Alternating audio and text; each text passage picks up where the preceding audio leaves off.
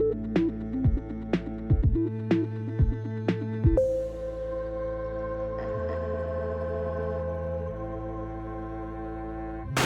guys, welcome back to Release the Craftin. Priscilla here, doing a little bit of a craft with me, I guess, just sort of a showcase of all the beads and stuff that I make with the stuff I got in my Bargain Bead Box. Is that what it's called? I don't even remember. I got another one coming on the way too, so like I should probably look up the name. But I did an unboxing of all the beads I got, and then I said if there was interest, I would make stuff with the beads that I got. So this is me making stuff with the beads that I got. And I thought about how I was going to do this, if I was going to do like genuine craft with me style and like, you know, live action, make some charms and, talk about stuff, but then at the time I had really bad allergies and I was very froggy, so like the idea of having to talk for the hour that this took me was kind of stressful, so I opted to just sort of go into fast forward mode and decide to come back and talk to you guys about something more interesting when my voice was like regular people again. So here we are. I'm going to apologize because I'm going to bet that my microphone is going to pick up the sound of the fan in the background. I know it's not officially summer, but it's summer in Texas and it's hot, and I'm not fun when I'm hot, so the fan stays on until the temperatures are normal again, so that'll be the entirety of the summer and probably all the way into October, because that's Texas for you. But I just want to apologize if you hear that in the background. That's what that noise is. It's my fans going. So at any rate, yeah, I'm gonna make some stuff. I don't know what I'm making because I'm recording this at a totally different time on a totally different app, so I don't even see what I'm making right now, so I can't describe it to you.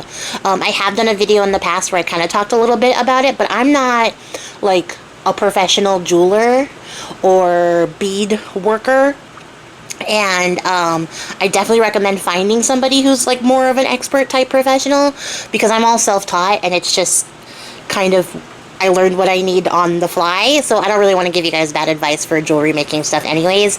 I think I can get along just fine, but I don't think I really have anything to add that would be like meaningful or profound or educational.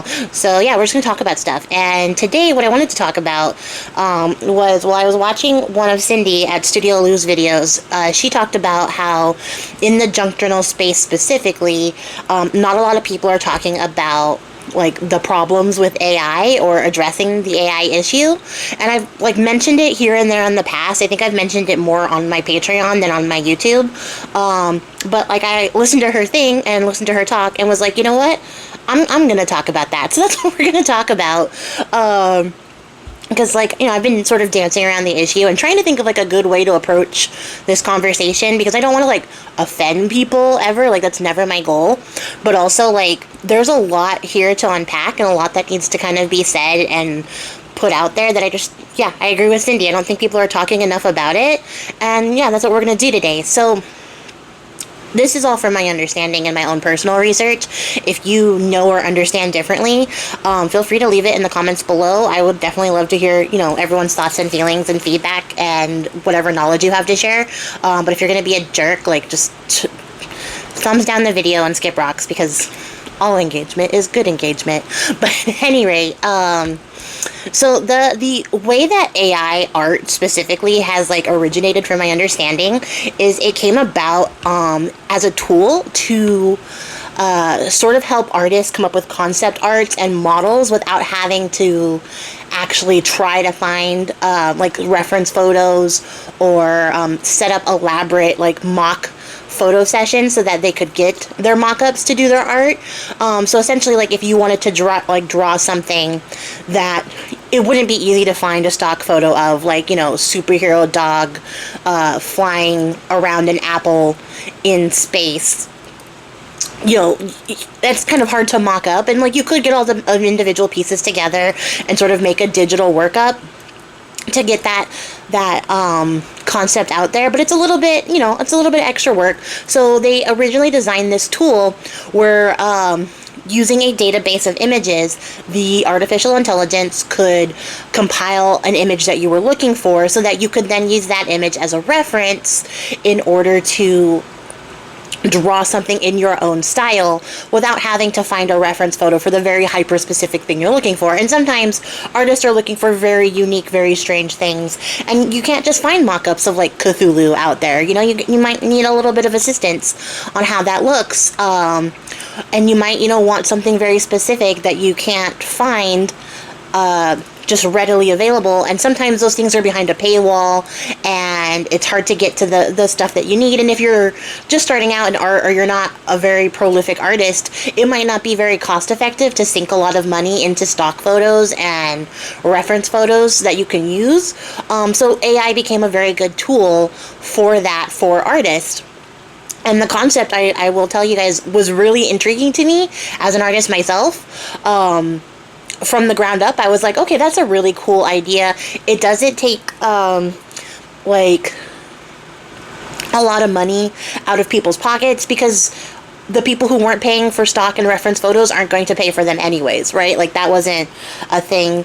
People might still go pay for that, but at that same time, you're going to pay for, you know, the stuff that you can find, but it might be harder to find other things that you're looking for as an artist. So you might be willing to pay like an AI program to use that so that you can get the images you need. So like the money is still sort of going there, the economics of it is still flowing in a certain direction. It just maybe isn't the most direct thing. But what happened with this tool is that once it started to get smarter and better developed, people started to pick it up and started to disperse it, it started to immediately rapidly move away from the concept of concept art and as a tool for artists into a tool for profit, when people were like, okay, well, I just generated a bunch of images, now what do I do with those images? And people had the great, quotation marks, great capitalist idea to then market those images as if they were real art. And when AI art first came on the scene, I think we all knew it was AI art because it was objectively bad.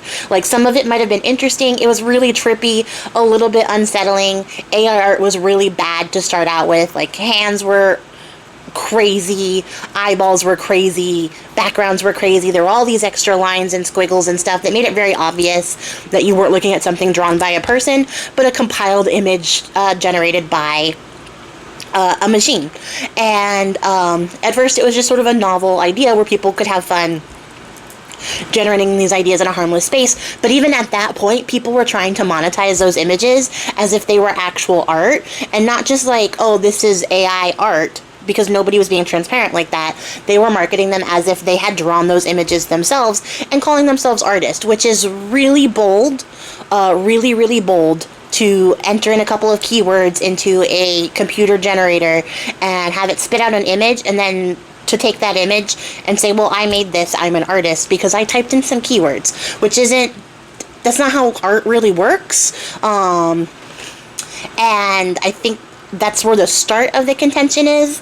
But the real issue, like the real problem behind AI generated art, is that in order to get the AI generator to make the art, they have to feed it with images. And those images don't just come from nowhere.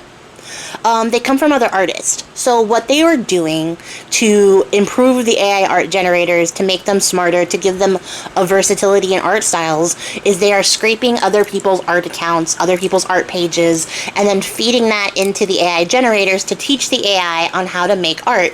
And I think you can see it most egregiously or most obviously in all of the Pixar style AI generated art. There's like the Pixar filters on like TikTok and Snapchat. Those are all made using AI, and to do that they had to scrape like all the images off of Pixar. So from Pixar movies and Pixar animators and people who draw things in the Pixar style, they scraped all those images, they mined that and put it into this AI generator so that it would then make those images in that particular style. So essentially what they did was copy Pixar style. It's not somebody originally drawing it. The AI isn't drawing it because they were inspired. They were taught how to draw that by taking other people's artwork and generating those images. And it's essentially just a compilation, and then the more that you feed the AI, the more that it's able to generate better and more complex images. And so Cindy had mentioned this, but they actually released a report where some of those companies announced that they had legitimately been scraping art accounts to get their IP, essentially, to feed their machine to get this art style out there. And it was hundreds and hundreds and hundreds of artists, and we're talking like super famous artists who probably wouldn't have even noticed like that their art style had been taken, or that it was impacting their bank account in any way, because they have huge followings. So the impact to them is fairly minimal outside of the copying of their art, to very small Instagram accounts. Because I spent some time just hopping around there. There were artists that I know and follow on Instagram already who were on that list. And then there are artists I had never heard of who only have 100, 200 followers, who do great art, but they just haven't had, you know, like they don't have the social media presence, who are also being mined for this AI, which is insidious, because it's not just ripping off, you know, bigger names, bigger companies like Pixar, like Disney. It's ripping off small independent artists and essentially taking their art style to turn a profit off of it in a way that lets everybody take their art style and turn a profit off of it, unregulated and unchecked, to the point where several people have come forward who claim to be AI artists, who admit that they not only are using AI to generate their art, but they're using AI after somebody's specific style. So they were also feeding the AI art generators a certain person's art style that they wanted to replicate for their own quote-unquote art. And they were selling it. So they were intentionally stealing somebody else's artwork so that they could then turn a profit off of somebody else's talent and skill that they had worked really hard to do. And that's like that's the really main crux of the issue, is that AI art is unregulated. It's most platforms don't really regulate it. You're starting to see it now where they're adding, like on TikTok, that you know, this is made by AI, or AI was used in the making of the video. But as of right now, like places like Etsy and Amazon don't have anything that has to label something as AI art. So for a regular consumer, you might not know what you're looking at is AI art. You might not even know that it was taken from an artist or modeled one for one on someone's art style if you don't know that artist or aren't familiar with that artist in particular. But for people in the art community, they're able to spot these things and see these things, and it's kind of one of the dirtiest business practices I've seen come about. And it's not to say that like AI art in its own is a horrible idea, because like I said, as a tool for concept art, as a tool to get to help artists, you know, model what they want to draw, it's a great idea, right? But the way that it stands right now, people are really comfortable, or becoming very comfortable, with the idea of just popping some words into a generator without any conscious like consideration of where that art came from before the generator gave it to them, in order to then take those images and turn them into sellable art for themselves.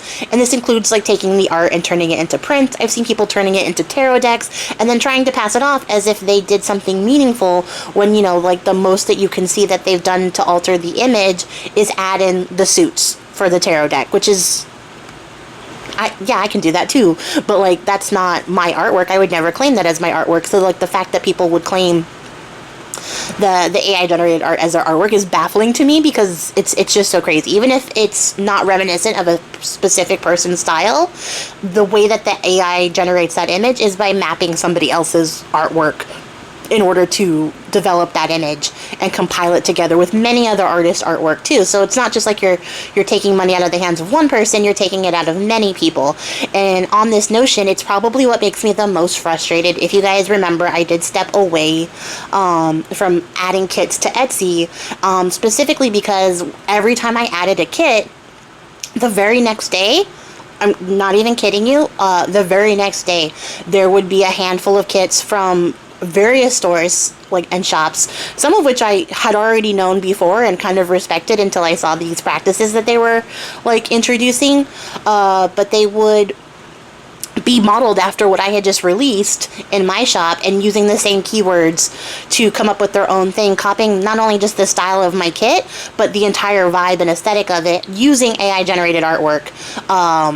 So something I had worked weeks on, they had done overnight to then, stay on top of the trend so that their artwork would be showing up in the search.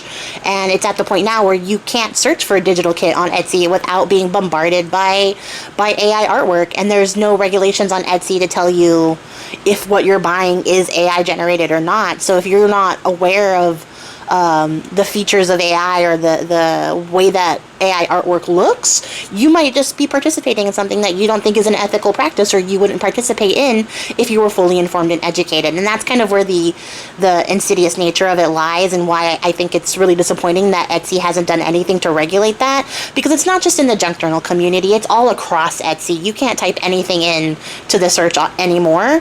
Like if you're just looking for like a mug or a t-shirt or something after your fandom, it's very hard to find something that was not AI generated, that's also being sold through a drop shipper,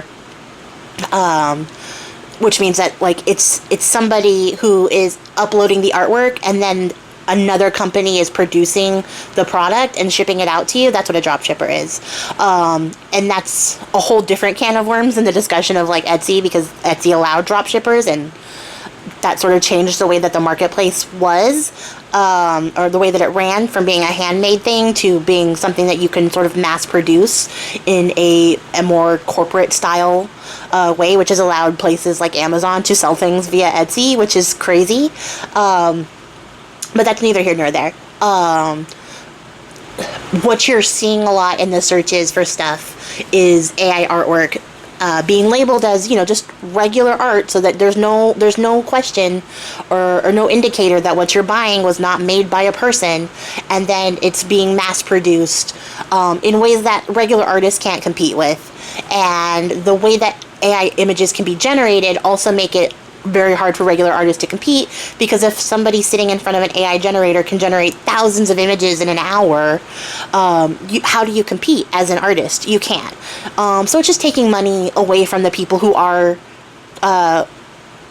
like trying to make their living off of their art, who did take the time to develop their talent and skill, because art, like most things, is a skill. You have to practice at it to get better at it, and turning it into sort of a basic set of coding and a compilation of all the work of all the artists out there for somebody else to profit off of. And it's very disappointing. It's really disappointing to me in the junk journal space to see how many people switched from